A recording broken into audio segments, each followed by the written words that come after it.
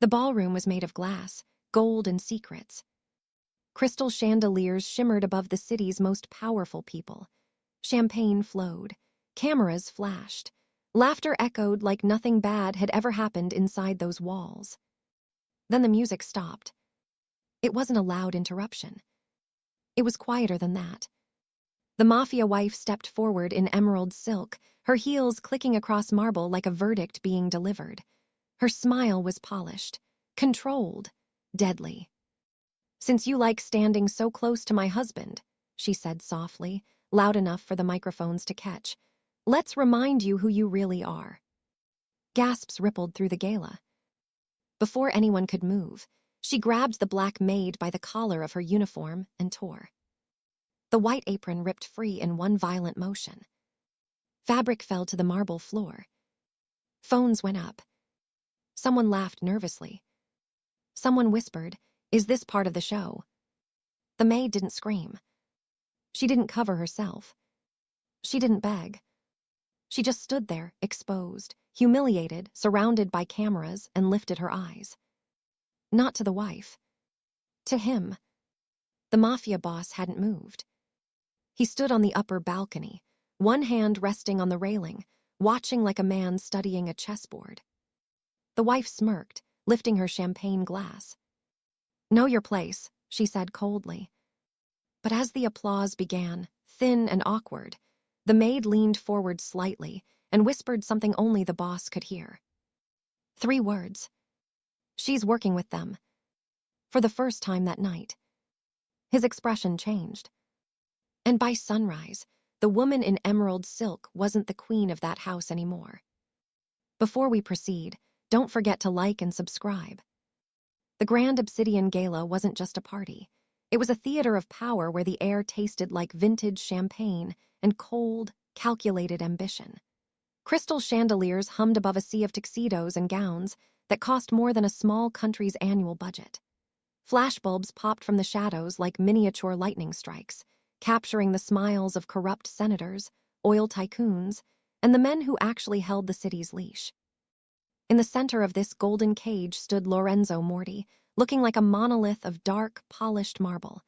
Beside him was Isabella, his wife, a woman whose beauty was as sharp and frigid as a razor blade. She didn't walk through the crowd. She commanded a radius of silence. People didn't just fear her. They knew better than to exist in her peripheral vision.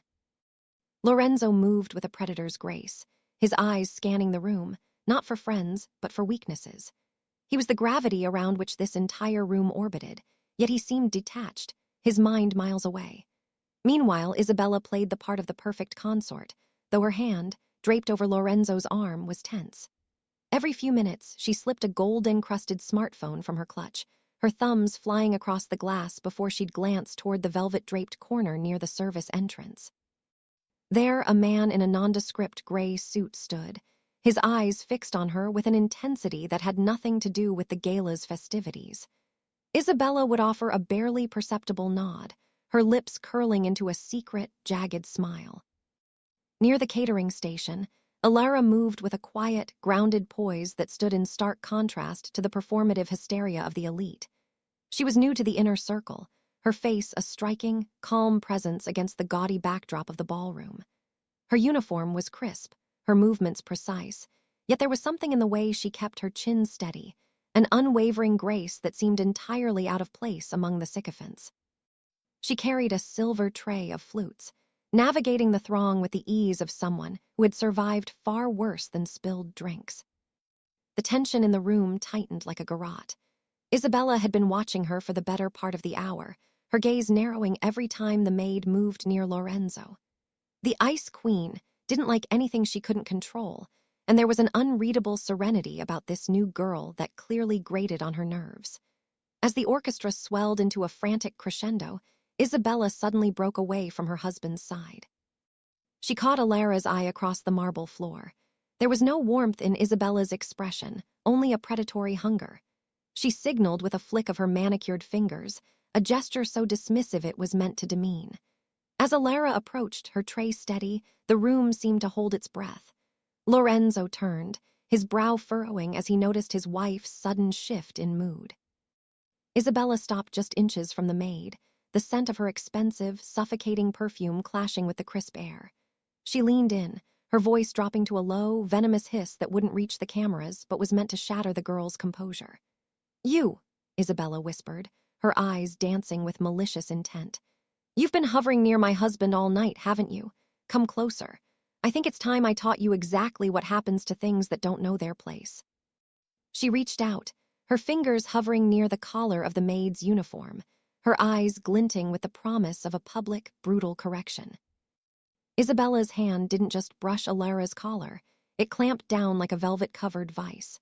The music seemed to bleed into the background, replaced by the suffocating rustle of silk as the elite inner circle drew closer, sensing blood in the water. Isabella's eyes, bright with a manic sort of triumph, scanned the faces of the politicians and heirs watching them. "A thief," Isabella announced, her voice projected with the practiced clarity of a stage actress. Or perhaps just a common whore trying to climb into a bed that doesn't belong to her. A ripple of shocked titters and cruel whispers broke the silence. Alara remained perfectly still, the silver tray in her hand not even trembling, though the insult hung in the air like poison gas. "I have stolen nothing, Signora," Alara replied, her voice a calm, low obsidian. "And my position here is strictly professional." "Professional?" Isabella laughed, a jagged, ugly sound. "You've been eyeing my husband's ring since you walked in. You think because you have a pretty face and a quiet tongue, you can blend into our world. You're a servant, and servants should be stripped of their delusions." With a sudden, violent wrench, Isabella grabbed the lapel of Alara's black uniform and tore downward. The sound of high-quality fabric ripping was like a gunshot in the quiet ballroom. Buttons skittered across the marble floor like falling teeth. Alara's shoulder was bared, the stark white of her undershirt exposed to the prying eyes of the world's most powerful monsters. Someone in the back laughed, a sharp, mocking sound, and a dozen smartphones rose in unison, the glass lenses reflecting the maid's public shamming. Through it all, Lorenzo Morty stood like a statue carved from shadow.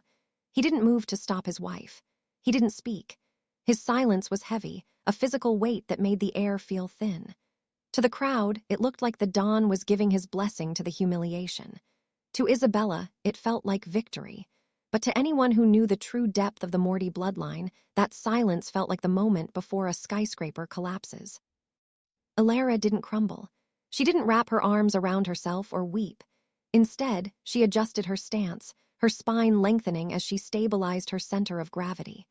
Her eyes, sharp and analytical, began to move. She wasn't looking at the cameras or the mocking socialites. She was scanning the room with the cold, lethal precision of a soldier counting exits.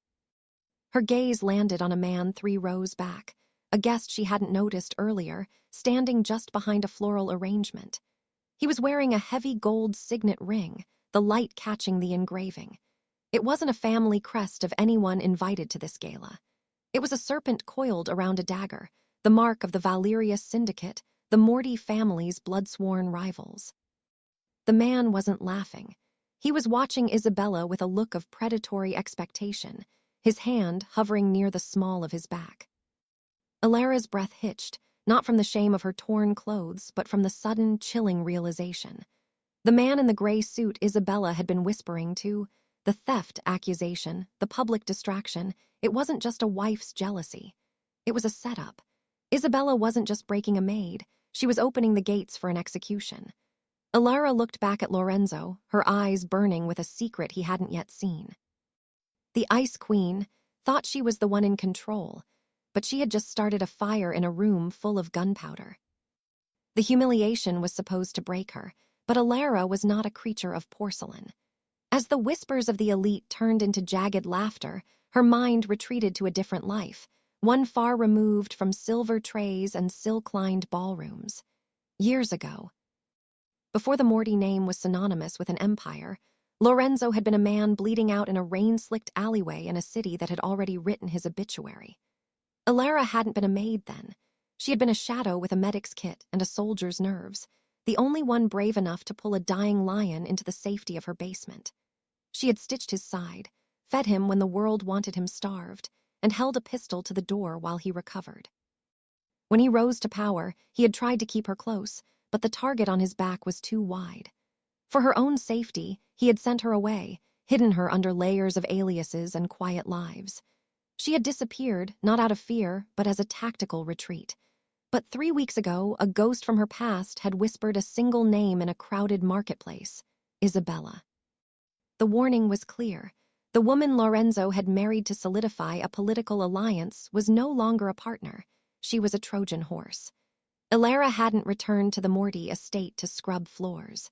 She had returned because she was the only one who knew how to spot a blade before it struck. Now, standing in the center of the gala with her uniform hanging in ruins, Ilara didn't look like a victim. She looked like a chess player who had just seen her opponent's final move. The Ice Queen was still preening, basking in the cruel approval of the crowd, entirely unaware that she was being watched by more than just socialites. Ilara's eyes flickered back to the man with the serpent signet ring. He was moving now, sliding through the crowd like a shark in dark water, his hand disappearing into his jacket. Isabella leaned in again, her face inches from Ilara's, her voice a triumphant purr. "Say something, you pathetic little mouse. Beg for your job. Beg for your life." Ilara didn't beg. Instead, she took a singular, bold step forward, closing the distance between herself and the dawn. The move was so unexpected that the security detail hesitated. She didn't look at the cameras or the mocking faces. She looked directly into Lorenzo's cold, dark eyes, the eyes of the man she had once saved from the brink of death. She saw the flicker of recognition there, the spark of the man who remembered the basement and the bandages. As Isabella raised her hand for another strike, Ilara leaned toward Lorenzo's ear. Her voice was a calm, lethal vibration, stripped of the subservience she had worn all evening. "Your wife isn't just cruel, Lorenzo, she's compromised," she whispered, her gaze fixed on the assassin closing in from the flank. "The Valeria syndicate is in the room. This isn't a scandal. It's an execution. Your wife is being used, and tonight is the setup." She stepped back, her expression smoothing into a mask of professional neutrality, even as her torn uniform exposed the scars on her shoulder, scars earned from the night she had saved him. The silence that followed wasn't just heavy.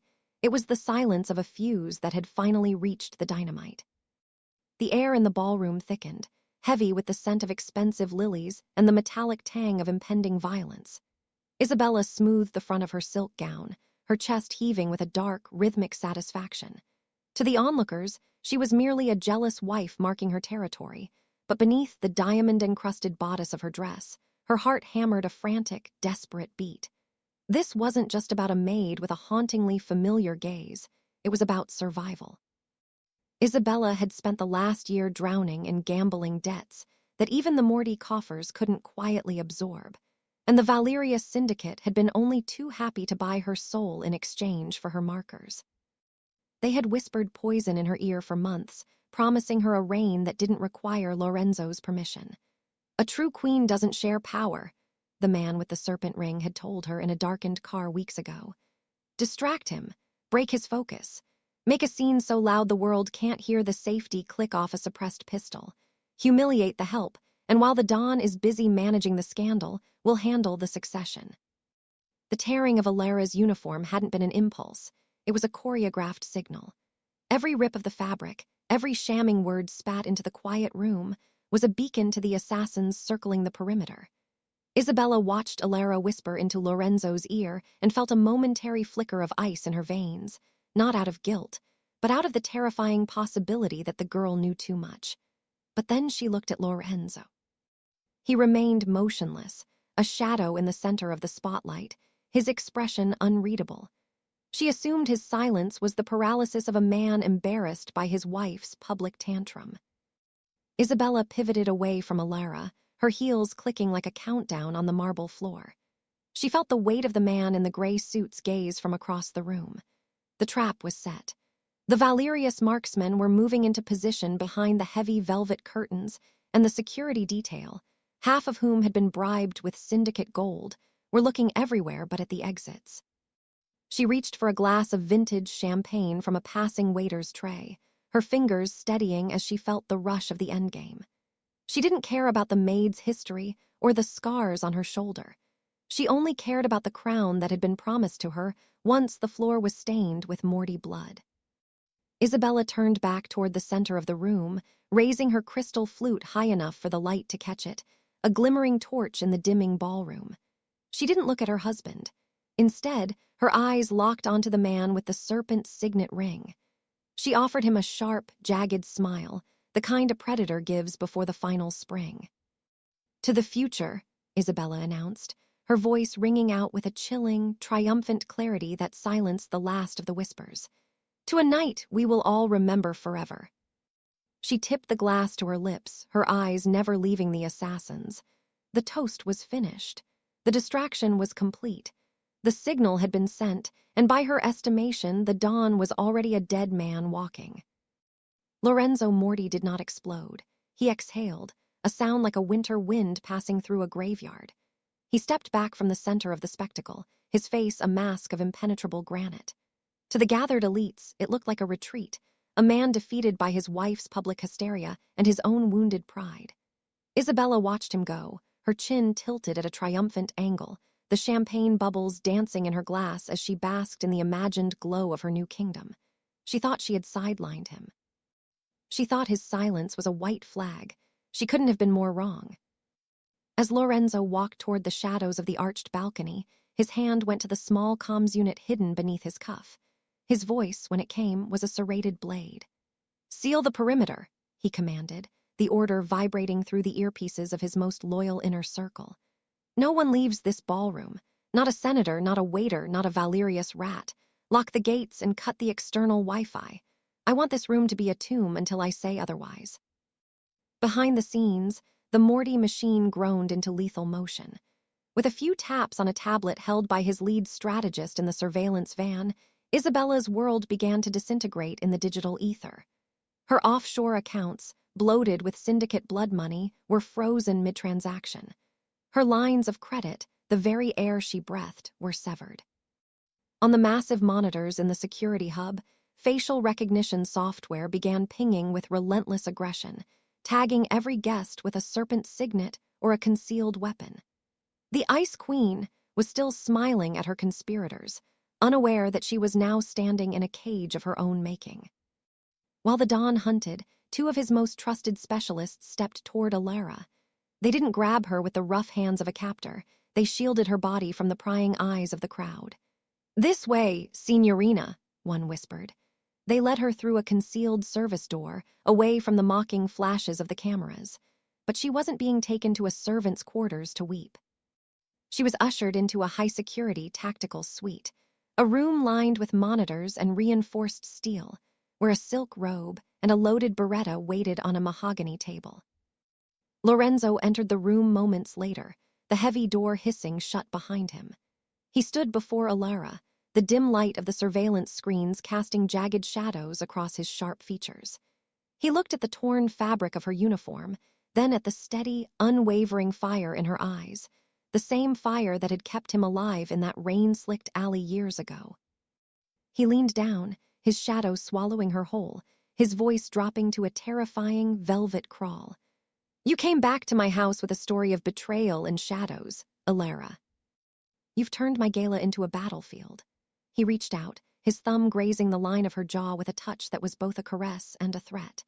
"If you are lying to me, if this is a play for power or a grudge against a woman you hate, you won't live to see the sunrise. But if you are right..." He glanced at the monitor where Isabella was laughing with the man in the gray suit. "If she has sold my name to the Valerius dogs, then by morning she won't just be gone. She will be erased. Socially, financially, and permanently. And you'll be the only thing left standing in the ruins." The air in the high-security suite was pressurized. The hum of server racks the only sound until Alara reached into the hidden lining of her torn corset. She didn't pull out a weapon. She pulled out a small, translucent data drive, its surface etched with the grime of a long journey. Lorenzo watched her, his eyes narrowed into slits of lethal skepticism. She slid the drive into the console, her fingers moving with a muscle memory that bypassed his firewalls. "You think I came back for a job, Lorenzo? I came back because I intercepted a frequency in the Mediterranean that sounded like a funeral march. Your funeral." The monitors flickered, then stabilized. A series of encrypted voice memos began to play, the audio grainy but unmistakable. It was Isabella's voice, cold, melodic, and stripped of the performative affection she wore in public. She wasn't just talking about a divorce or a payout. She was reciting the rotating security codes for the Morty vault and the exact timestamp for the gala's midnight toast. "The Maid is a perfect catalyst," Isabella's voice crackled through the speakers. "I'll provoke her. The Dawn is a creature of habit. He'll be so preoccupied with the public optics of my outburst that he won't notice the Valerius team moving through the North Service tunnel. By the time he realizes the distraction, the contract will be signed in his blood." Lorenzo's hand gripped the edge of the mahogany table so hard the wood groaned. The betrayal wasn't just a whisper anymore. It was a map. He saw the digital ledger materialize on the screen next, a series of wire transfers from a Valerius shell company into an account flagged for Isabella's charity work. It was all there: the price of his life, the schedule of his movements, and the tactical blind spots of his own home. The public humiliation of Alara hadn't been a fit of pique. It was a stopwatch. Every second the room spent staring at a torn uniform was a second the assassins gained in the darkness of the tunnels. Lorenzo stood abruptly, the motion so sudden it was like a predator snapping to attention. He didn't speak to Alara. He didn't thank her. The time for gratitude had passed. The time for the harvest had begun. He strode out of the suite and navigated the back corridors of the estate, moving toward the master wing where Isabella had retreated to recover from her supposed emotional distress. He found her standing before a floor-to-ceiling mirror, a fresh glass of wine in her hand, admiring the way her diamonds caught the moonlight. She looked like a queen awaiting a coronation. When she saw his reflection in the glass, she didn't flinch. She smiled, that practiced, jagged curve of her lips. "Is the help settled, darling?" she asked, her voice light, as if they were discussing the weather.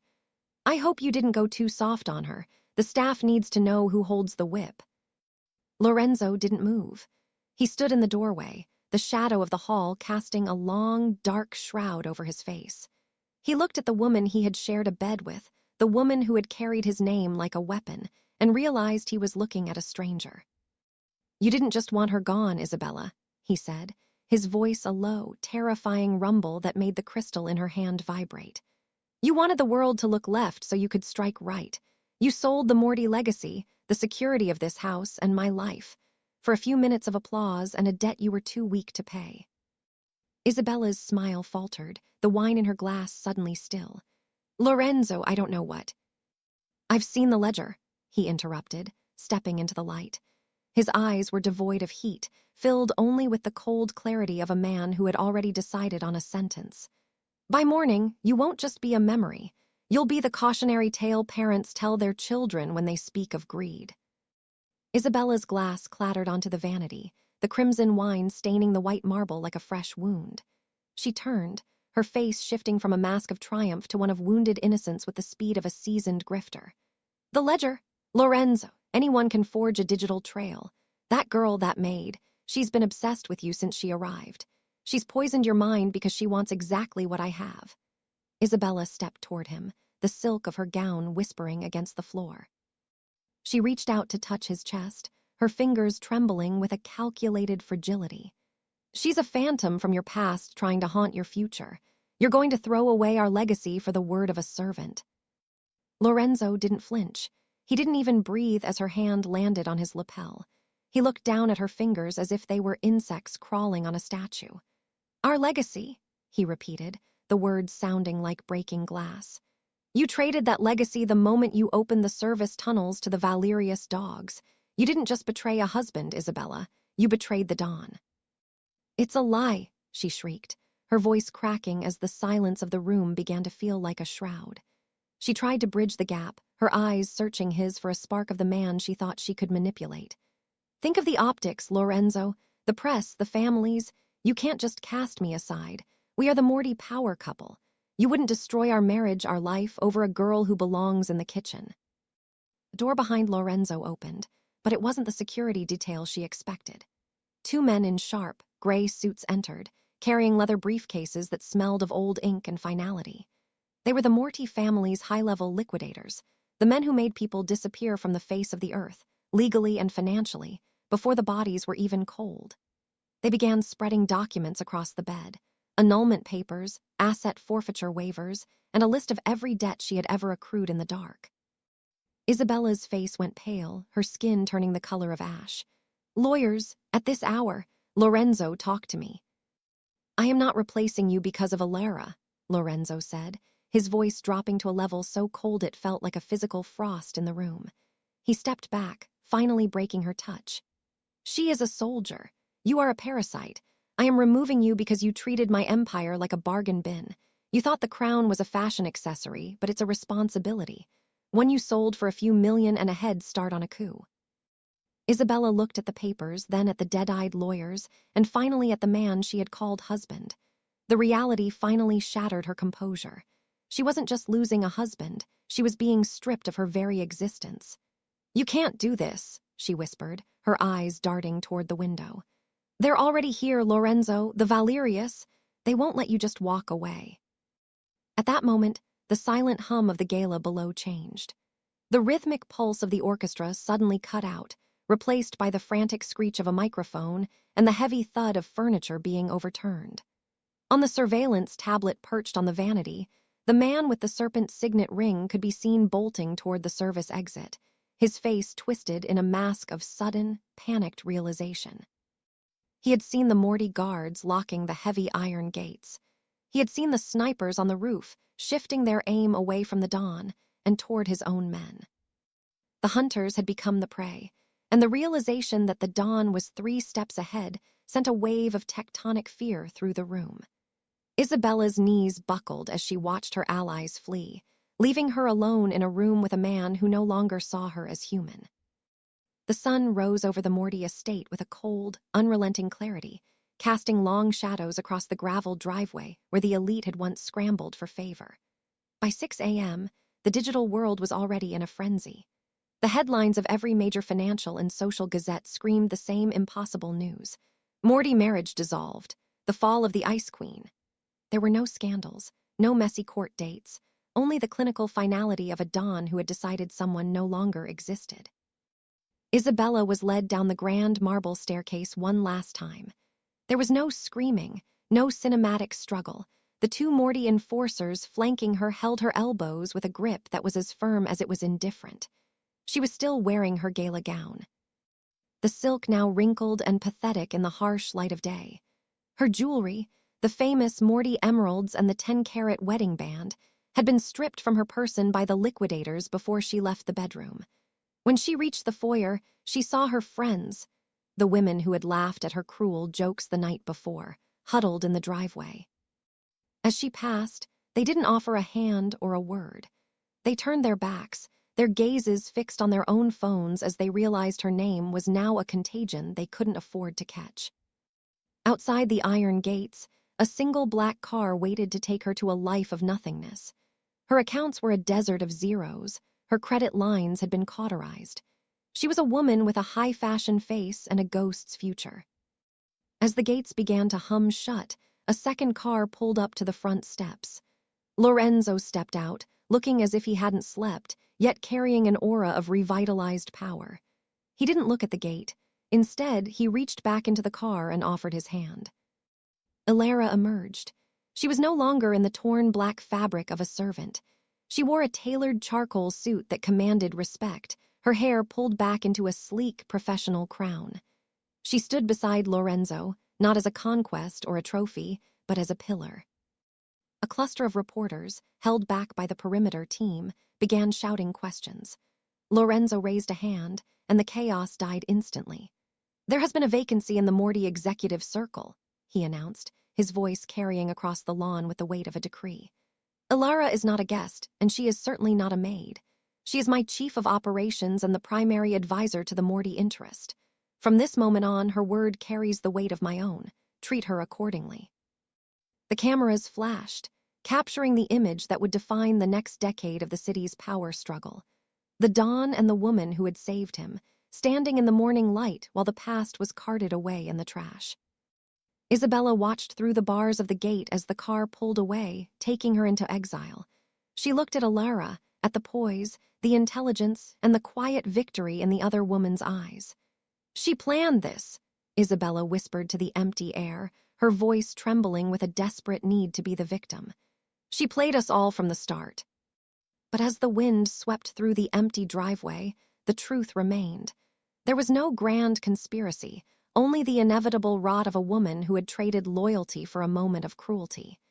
Isabella hadn't been replaced by a maid. She had been replaced by the very thing she lacked: integrity.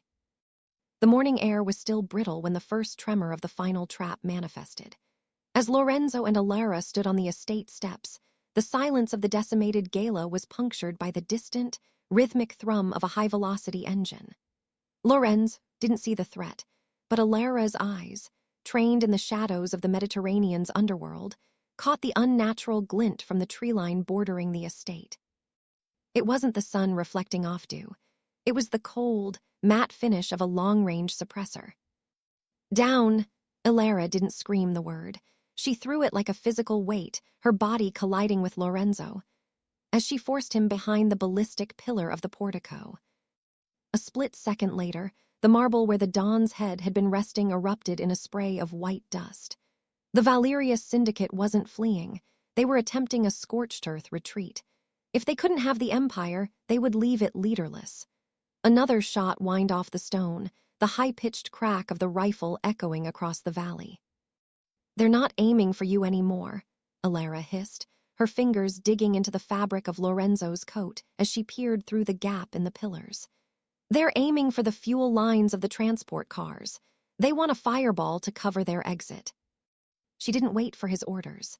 She lunged for the fallen radio of a nearby guard, her voice cutting through the static with the authority of a general. "Delta Team, flanking maneuver on the North Ridge. They're using a thermal shroud. Don't look for the man, look for the heat distortion near the oak grove." Her prediction was surgical. Within seconds, the Morty snipers shifted their focus, and a muffled explosion echoed from the woods as the rival team's position was neutralized. The threat vanished as quickly as it had appeared, leaving only the smell of burnt ozone and the ringing silence of a failed assassination. Lorenzo stood up, brushing the marble dust from his lapel, his eyes fixed on Alara. She wasn't shaking. She was already checking the perimeter, her mind 3 moves ahead of the carnage. For years, he had been told that a mafia boss's strength came from the blood in his veins and the woman who shared his pedigree. He had been told that a marriage to a woman like Isabella was the only way to cement a legacy. He looked at the gate where Isabella had just disappeared, then back to the woman who had twice pulled him from the mouth of the grave. He realized then that he had spent his life building a fortress out of sand, thinking the glitter was gold. "The council will say I need a wife with a name they recognize," Lorenzo said, his voice a low, resonant bell in the morning light. "They will say that choosing a woman who walked into this house in a maid's uniform is a weakness they can't ignore." He stepped closer to Alara, his hand coming to rest on the shoulder where the torn fabric had once exposed her scars that were now hidden by the suit of a commander. "But they are wrong," he continued, his gaze narrowing with a lethal, singular focus. "I don't choose blood, I choose loyalty, and in this world, loyalty is the only currency that doesn't devalue." He turned his back on the estate, the gates finally locking with a heavy, final thud. But miles away, in the back of a black sedan heading toward the city's underbelly, Isabella sat in the shadows. Her eyes weren't filled with the tears of a broken woman. They were burning with the cold, toxic radiation of someone who had nothing left to lose. She pulled a burner phone from the hidden pocket of her gown, the one thing the liquidators had missed. She didn't call a lawyer. She didn't call her family. She dialed a number that had been etched into her memory since the night she first met the Valerius. "He thinks he's won," she whispered into the receiver, her voice a jagged promise of vengeance.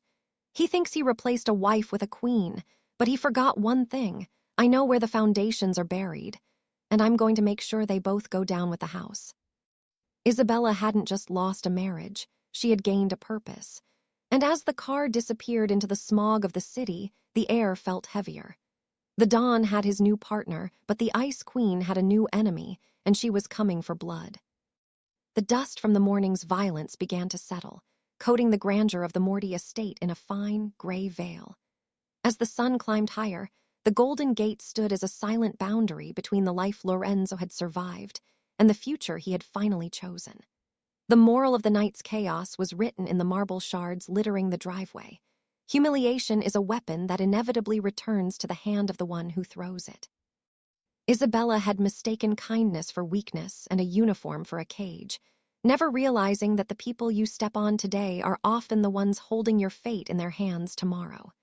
In the world of power, the loudest voice in the room is rarely the most dangerous. It is the one who watches, waits, and remembers. The silence on the estate was now the silence of a new era. Lorenzo and Alara walked back toward the house, their shadows merging into a single, formidable shape against the stone. The world would wake up to the news of a fallen queen and a rising star, but the true story remained behind the closed doors of the Morty inner circle. A story of how a single act of cruelty can dismantle an empire, and how a single act of loyalty can rebuild it from the ashes. But as this story closes, a question remains for those who watch the Ice Queen fall and the Maid ascend. In a world where trust is a luxury few can afford, where would you stand? If you were the Dawn, standing in that ballroom, would you have found a way to forgive your wife's betrayal for the sake of the family name? Or would you have replaced her instantly with the woman who truly had your back? Let us know in the comments. The debate is already heating up.